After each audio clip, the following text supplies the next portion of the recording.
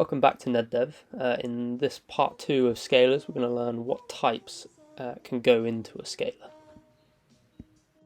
So let's get straight into it. So let's head to our terminal and create a new file. So touch02 underscore and then scalar types, because that's what we're going to learn. What types can a scalar can represent. Okay, so we'll click on that file, and just like our other perl files, we're going to use strict and use warnings.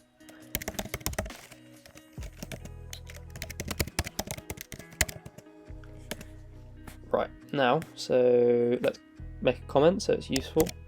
Scalar types. So there are 3 main types of scalars and 2 other ones that will be used a lot in Perl.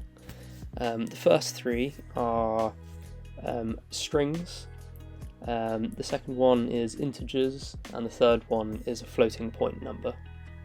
Okay, so I'm going to make this terminal a little bit bigger so you can see it better, and I'm going to update this comment to say basic scalar types.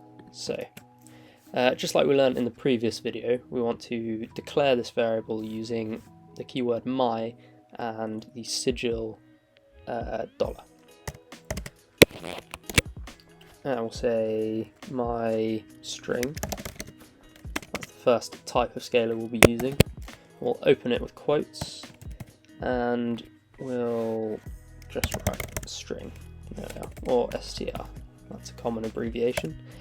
The next one is, so my again, $, and integer. And an integer will simply be any number, so we'll go for 5. There we go.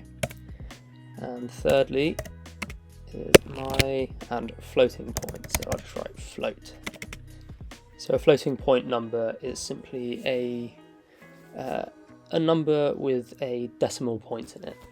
Practically, that's what it is. The scientific definition of is slightly different, but in programming, this is a floating point. 0.1, 0.0091, 1.00091. They're all floating points, but for simplicity, we'll just use 0.1. Let's practice printing these out. To do that, we'll use the print keyword and open up double quotes and then type our variable name, remembering to do a new line character because Perl doesn't do that automatically. And speed things up, we can just copy these down and change the name, so integer and float. There we go. So let's, for the first time, run this program, make sure it runs properly. There we go. So it prints out our 3 types. Another thing is not to get caught out thinking a number within quotes is actually an integer. A number within quotes is simply a string. So my string 2 with 5 in it, that is still a string. That is not an integer. Just like that wouldn't be a floating point, that would still be a string. So the next thing is to look at other types of variables. So let's create another comment. So other scalar types. Oops. And the first of these is an undefined scalar. So let's write that out. So my undefined equals, and then the keyword undef. So what do you think will happen when we try to print this out? Let's give it a go. So print and open our quotes, undefined, with a new line character and semicolon. Right, let's run this, see what happens. So there we go. Use of an undefined, an uninitialized value, undefined. So that basically does what it says on the tin. You're assigning a variable undefined, therefore that variable isn't defined anywhere and you can't use it. So another common variable that you'll see is a scalar reference.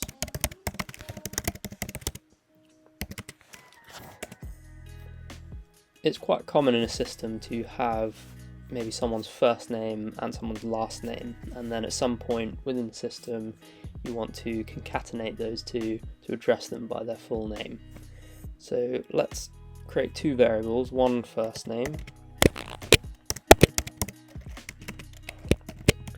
and that's me, and then last name.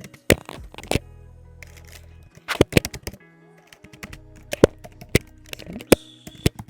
And that's also me. And now what we want to do is create a scalar that references those other two scalars. So our third scalar would be full name. And what we do is we would simply write out the name of the first variable, then use the dot symbol as that represents concatenation, which is just bringing two things together. And we want a space between those two, and then the second variable.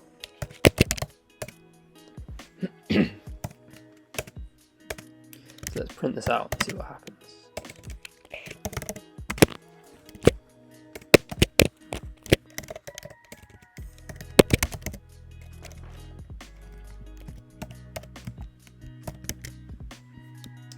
I'll just comment out this undefined because I don't want Perl to shout at me when I run this. There we go. So full name, I can add that in here. Full name is dot, and then our full name variable. There we go, neddev. Cool, so that's all the basic scalar types, and now what you've created is a useful reference file. The second of our useful reference files to go back to and learn from and look at and revise with. Thanks for watching. In the next one we'll look at booleans, so remember to like or dislike and comment with any criticism or feedback you have.